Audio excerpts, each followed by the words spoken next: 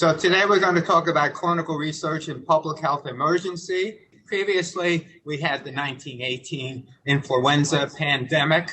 About 500 people became infected, and at least 50 million people died at that time. Then recently, the SARS pandemic in 2003, and then the H1N1 pandemic in 2009, and then we had the Ebola outbreak in West Africa, 2014, 2016, and we'll come back to the Ebola conflict because some interesting controversies occurred with doing clinical research at that time that has relevance for what's happening in our situation. What kind of research is needed during global health emergencies? Well, we need to improve understanding of the concerns of people affected by the emergency, improve understanding of the concerns of people. So, good. Social behavioral research, make diagnosis quicker, testing, develop new vaccines and treatments for diseases that cannot currently be treated or where treatment options can be significantly improved, that's for sure.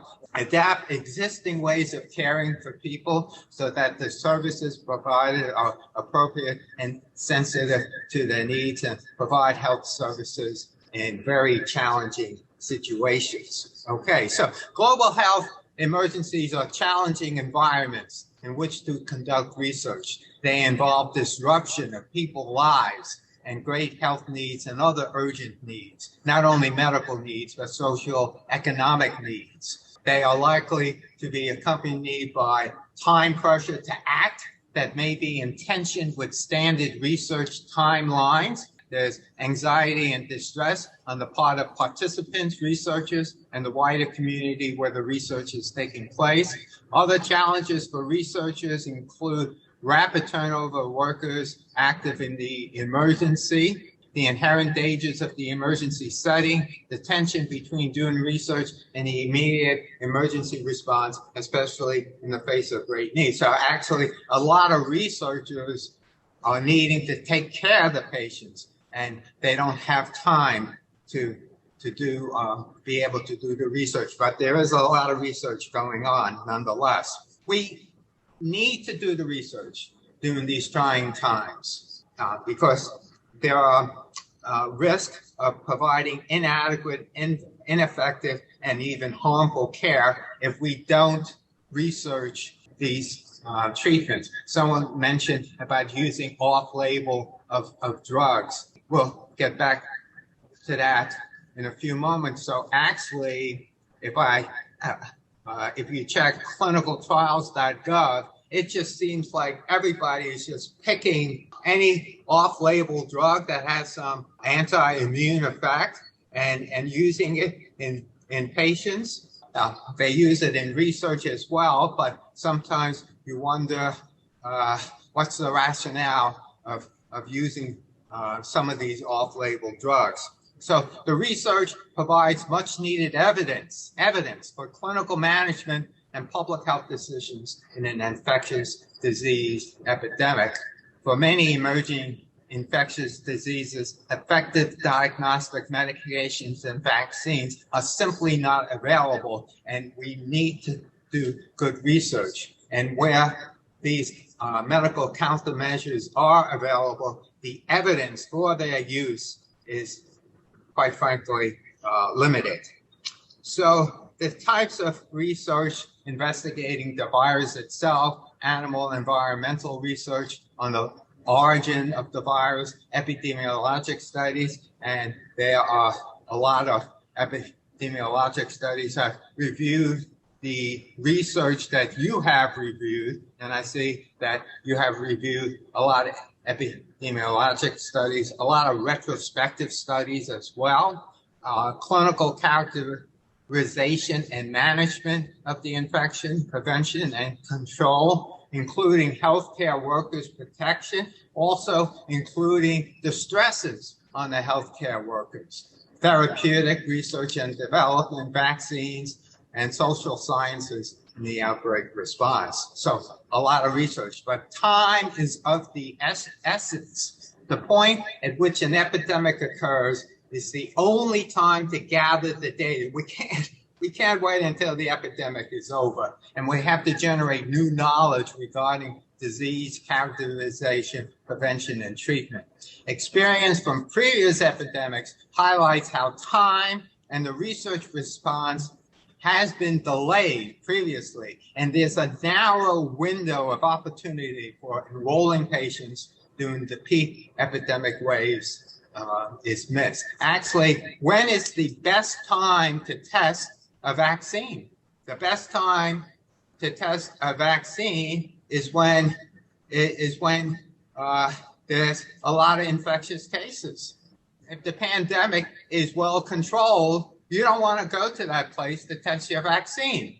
You want to go to a place where the disease is rampant. Again, the window for learning in pandemics is often short, and there's a need to balance. However, there's a need to balance scientific rigor against speed. It seems inevitable.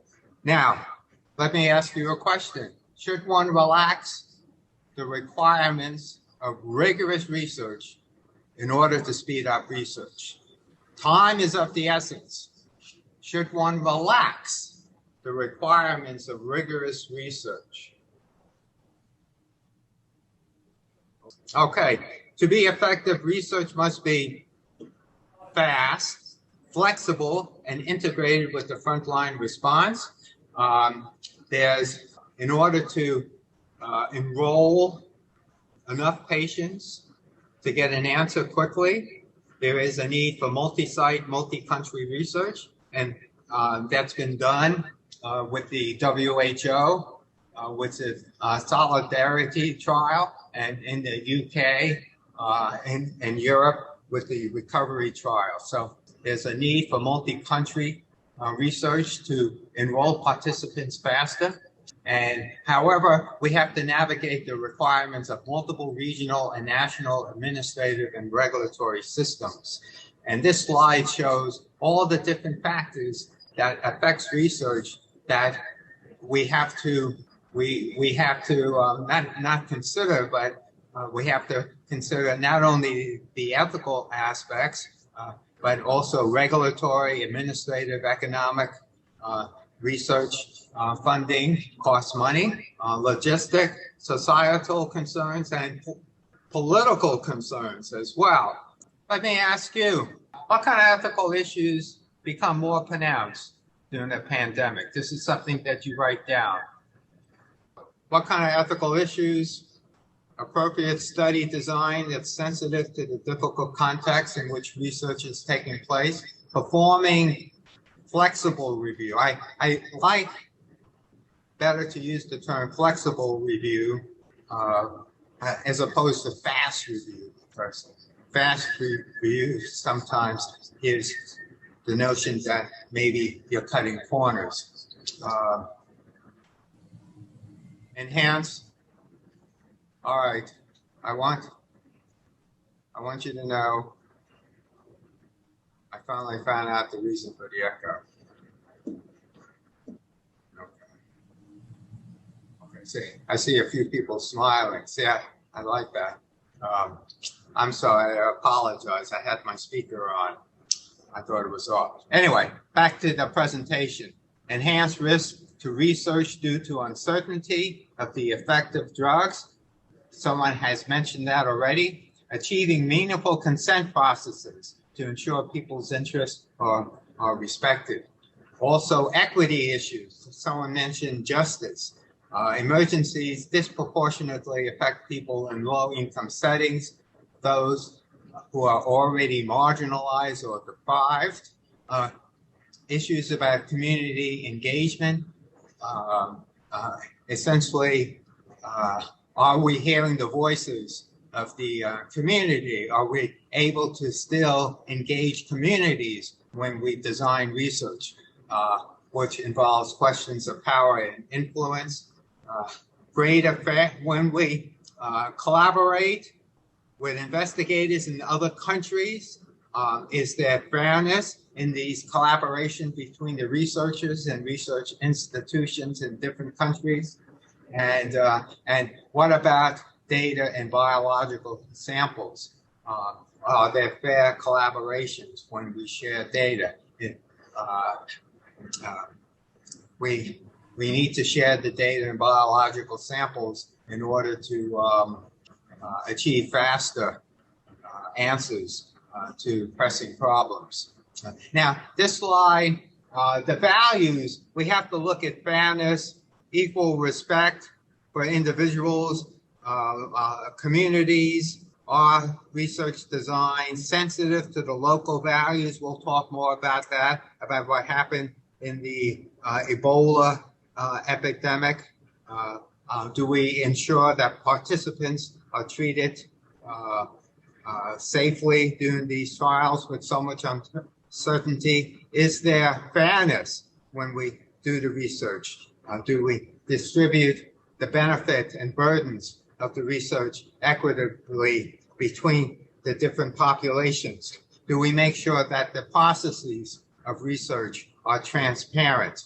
And then we have help reduce suffering, considering whose needs are being met by the research, who has defined these needs, who decides what research should be done, and are these the most important research studies that are being done? There are three issues to consider, barriers that could delay research. One regards problems with the regulatory environment, doing research in collaborations, and then we'll spend some time on the innovative research designs.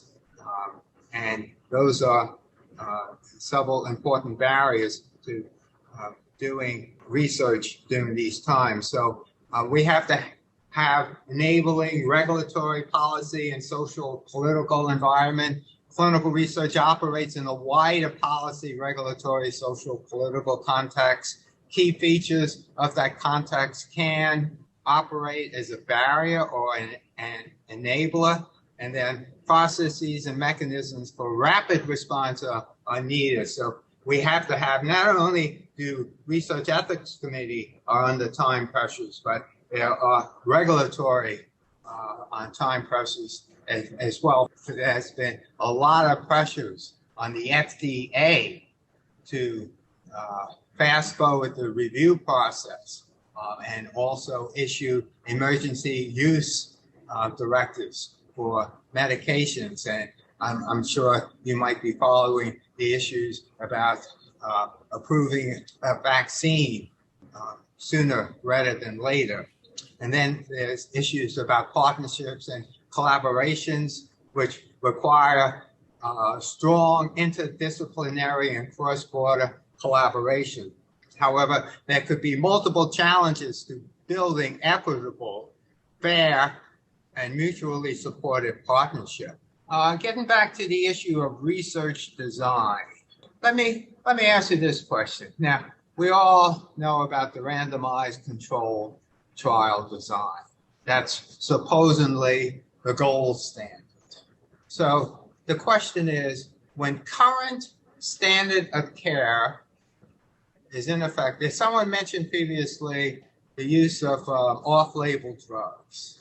Interesting, with off-label drugs, we have the safety profile. Now, for sure, we don't know the safety profile of testing a off-label drug in a new disease that could bring up other safety issues. But when the current standard of care is ineffective, is it ethical to randomize patients to stand to a standard of care control group when testing an already approved drug, approved for another indication? So let me ask you, when current standard of care is ineffective, and it has been ineffective for this pandemic, is it ethical to do randomized controlled trials?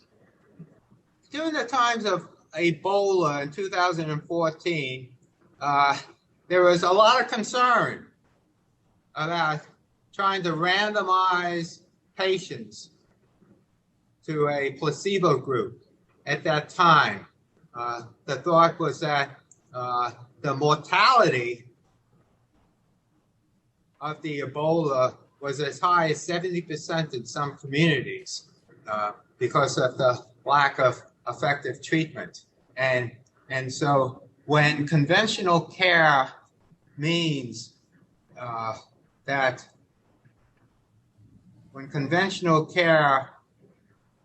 high probability of death, is it ethical to randomize patients to the placebo group? And the assumption was that interventions in the early stages of development was more like that. The assumption was that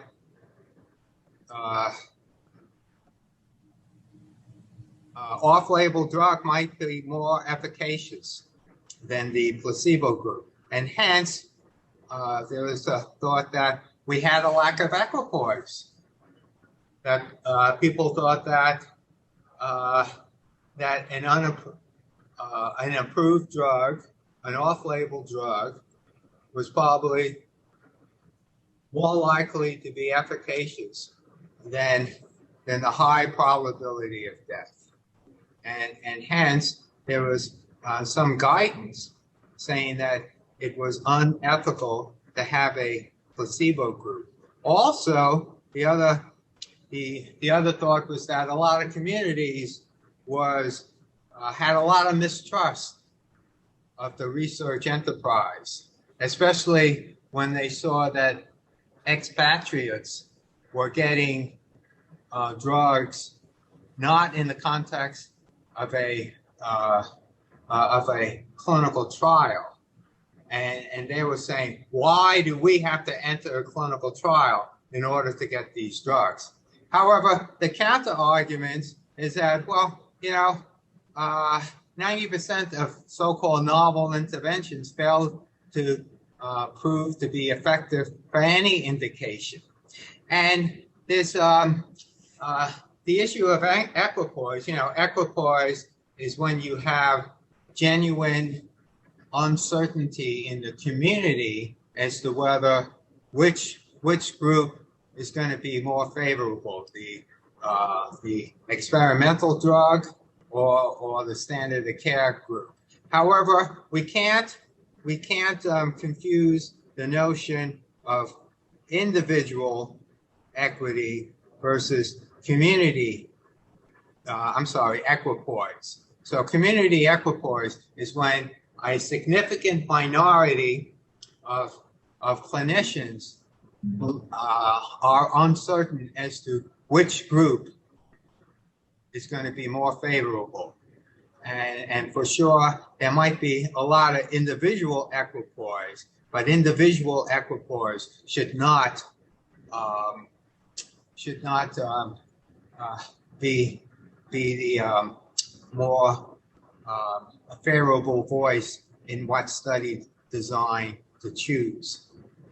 And in fact, they started a few studies with the Ebola without a control group, and that had a lot of pushback. And the thought is that there is equipoise during the times of pandemic, and that's one of the times in which you should not relax the rigor of research, because it's hard to interpret non-randomized controlled trials. And essentially, the concern with the communities is that you have to communicate reliable information to communities and gain their trust. And you have to gain their trust in the beginning of a pandemic and be transparent with the communities as you try to enroll participants. Now, having said that, there still is the concern about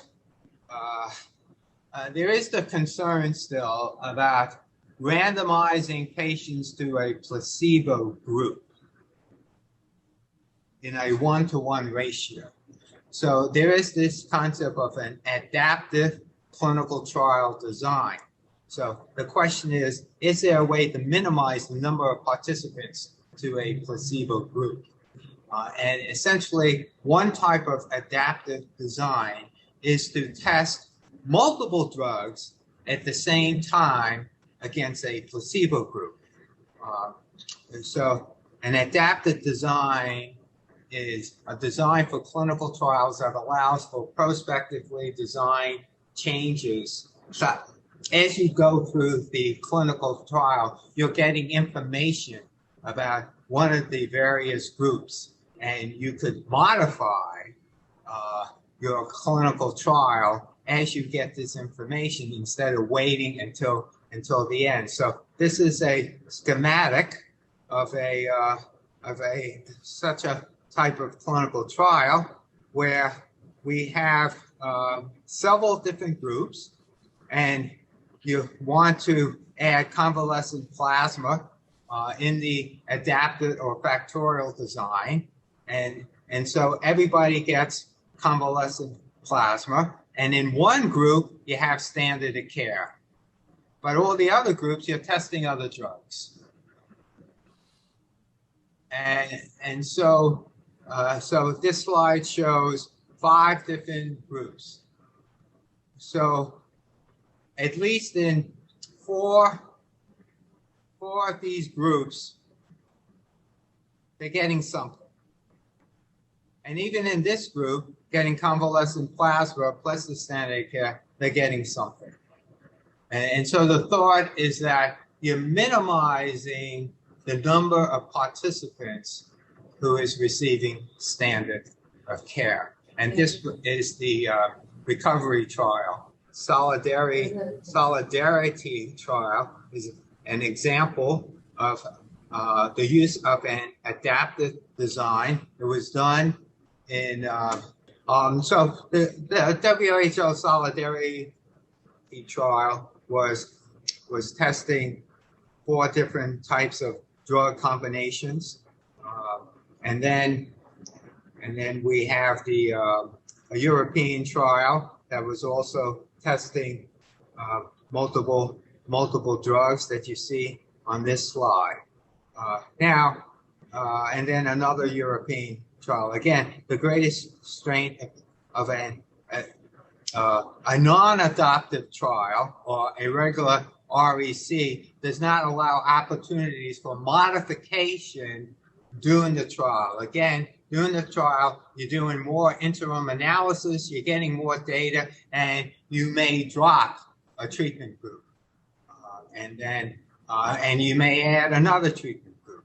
Now, having said that, here is a headline that I obtained from yesterday's newspaper in the Wall Street Journal. The reason for this headline, study adds to the remdesivir debate. So essentially, the WHO, who is doing an adaptive design, showed that remdesivir had no effect on clinical outcomes.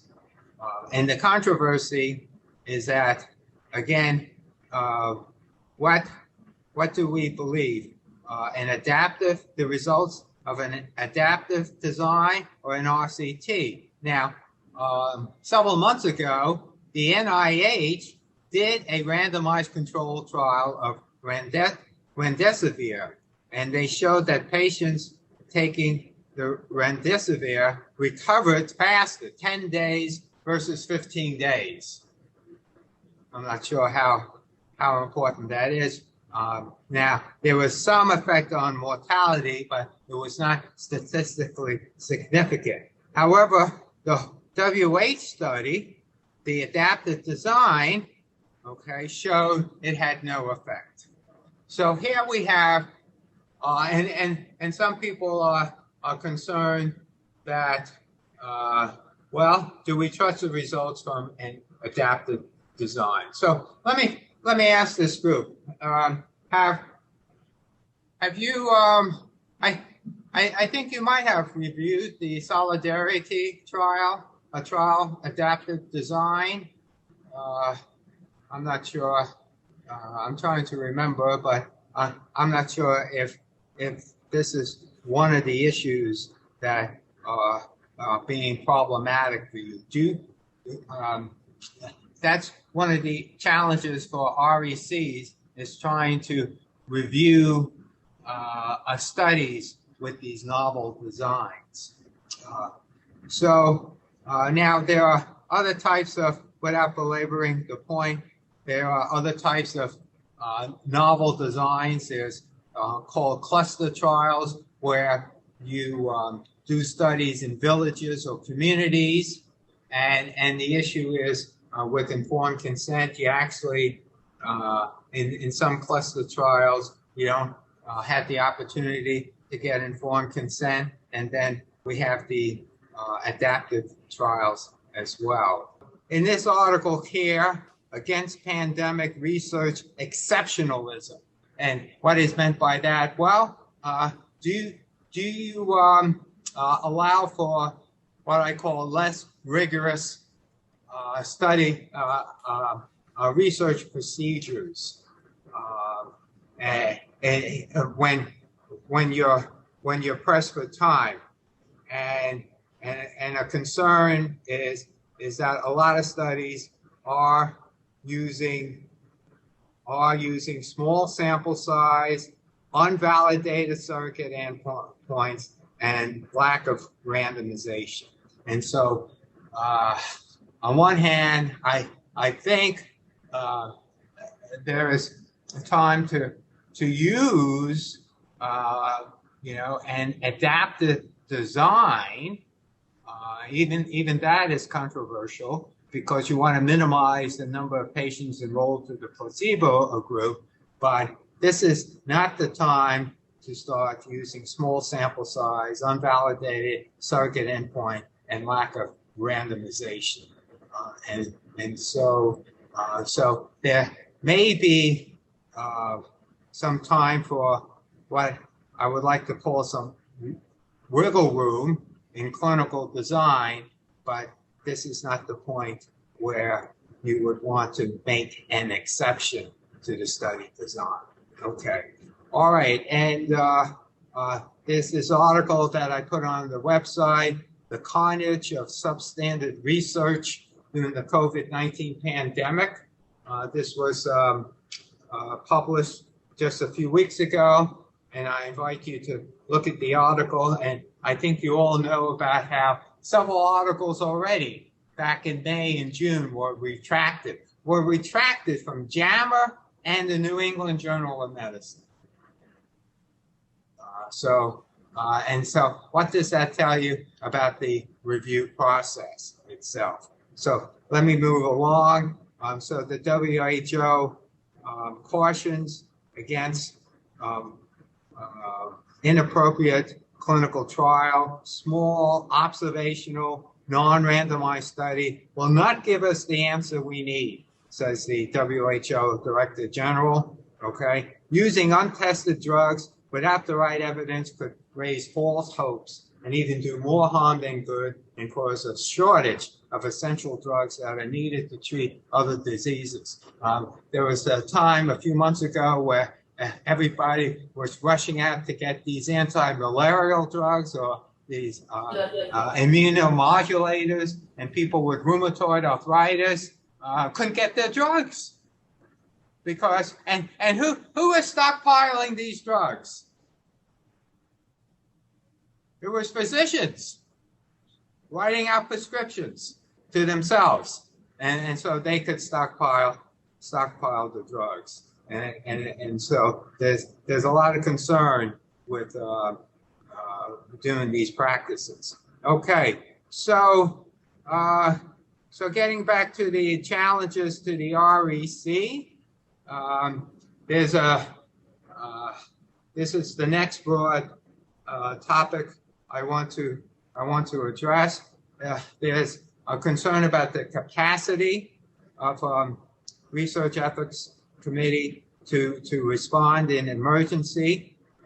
where novel research designs are presented for approval in an emergency, this creates additional challenges for the RECs. These designs may not be covered by existing guidance nor familiar to a lot of people on RECs. And then there's this concept of expedited review, and we'll go over that in just a few moments.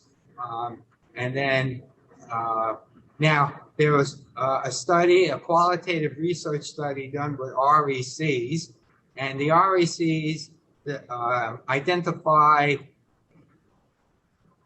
that the value of timeliness, responsiveness, and rigorousness as key elements of review, even at times of epidemics that we have to pay close attention to. I want you to tell me, have you changed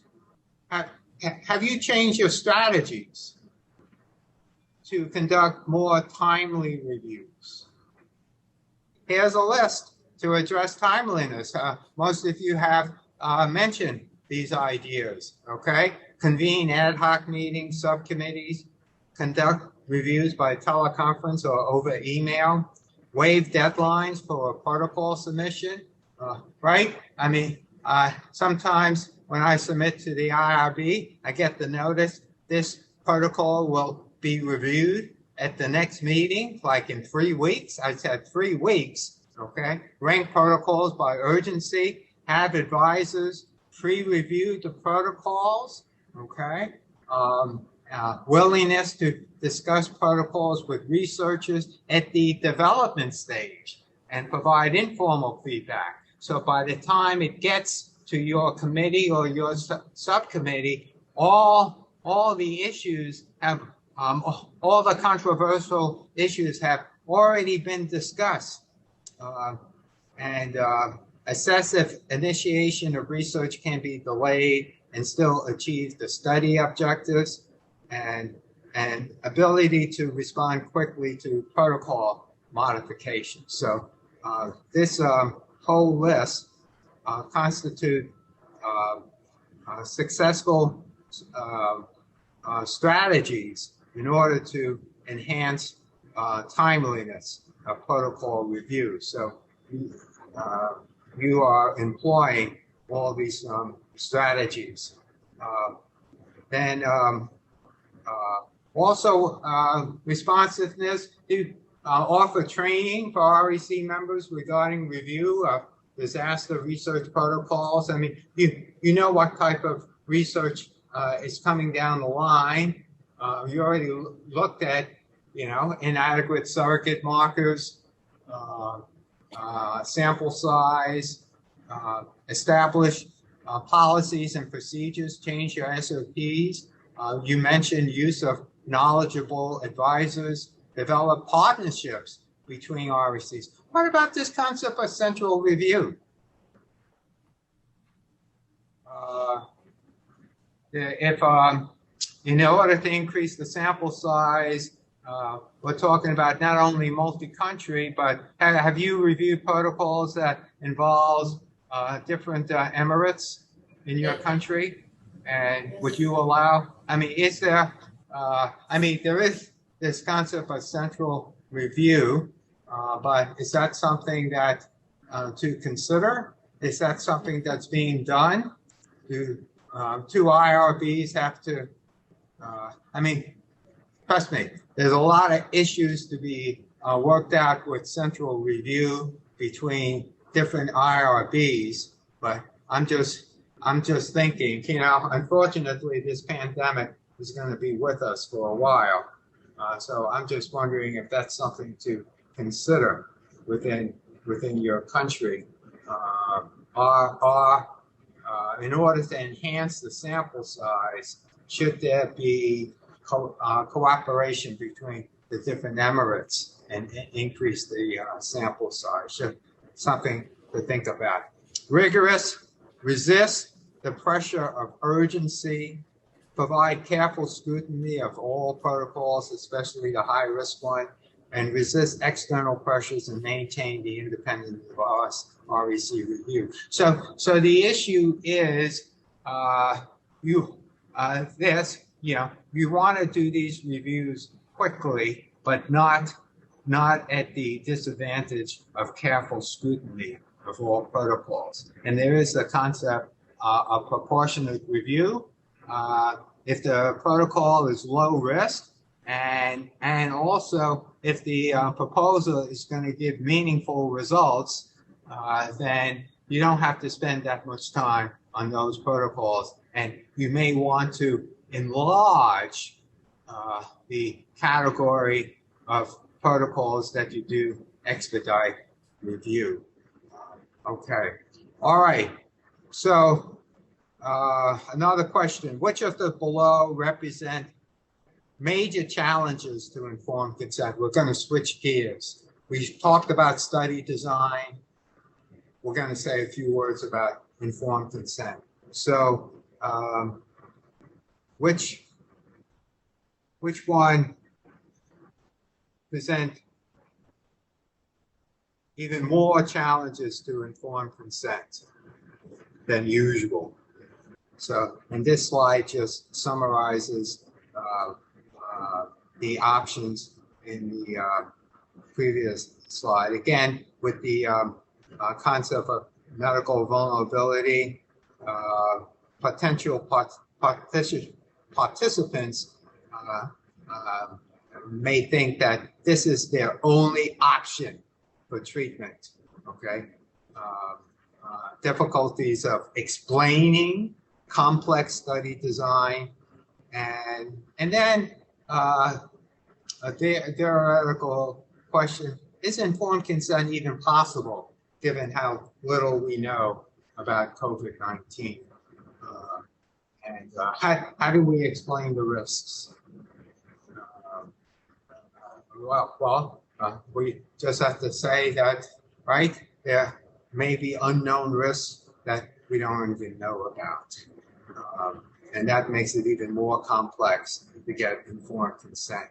So I'm not sure, may be interesting to see, actually that would be a good study to do, to look at the informed consent forms that you guys are reviewing, and seeing whether these consent forms are successfully conveying the complexity, the uncertainty,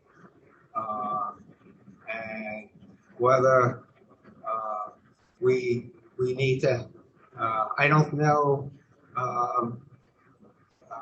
what kind of changes are needed in the informed consent. So that may be a good study to do, to look at the informed consent form and see what kind of changes we should be suggesting. Now, another subject that I brought up previously, should there be a tolerance for riskier research? And I take this notion from this article, Pandemic Ethics, the case for risky research. But before we go into that article, is it ethical to allow riskier research during a pandemic? That article talks about this concept of risk parity. We're asking our healthcare workers to take on more risk during this time.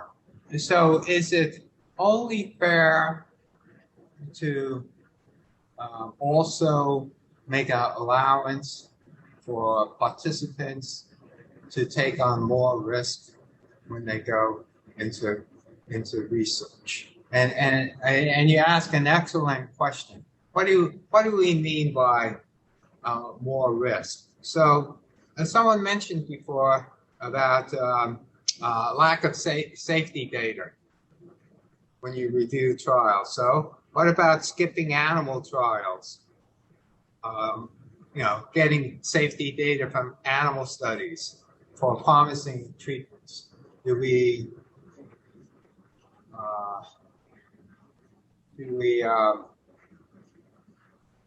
not demand robust safety data in order to speed up studies.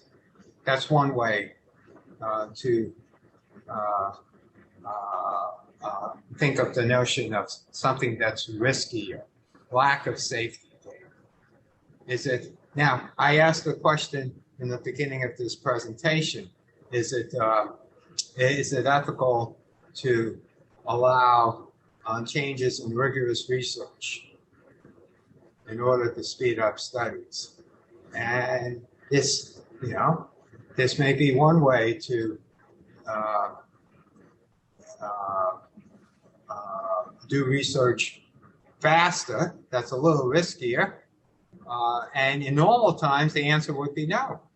But this concept of risk parity, we are, healthcare workers are taking on more risk. So should that occur in the research setting as well? Now, having said that, an important value associated with this is transparency. We cannot lose trust in the research endeavor. And so we have to be transparent when we do this. And next week, we'll talk about human challenge trials, okay? And what I mean by that is that human challenge trials is when you take healthy volunteers and you deliberately infect them with a weakened coronavirus in order to assess vaccines. And the concept is that that you could come up with a vaccine much quicker. We'll see. Well, we have all these vaccines being tested in the regular field trials. And some people will say, well, we're going to get an answer, okay? However, I don't want to be cynical here, but the concern is that a lot of those vaccines are not going to be as effective as we want them to be. And human challenge studies, I'll just say a little bit about them now, is that human challenge studies, by having a human challenge studies, you'll know which vaccine will be possibly more effective before you test them in field trials. So there is this concept about should we relax our guidelines or our tolerance for risk? Hopefully, I brought up some issues that we need some more time to reflect on as we go through this difficult times. Any remaining thoughts?